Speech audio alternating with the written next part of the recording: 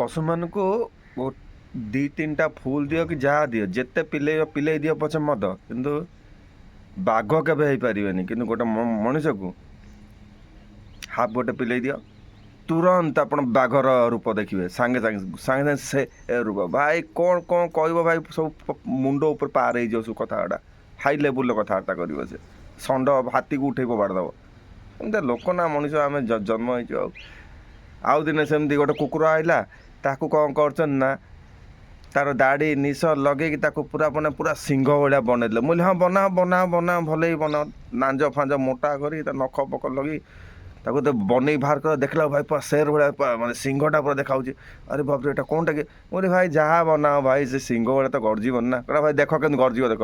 ଭାଇ ଅନେଇଛି, କ'ଣ କଲା ଜାଣିଛ?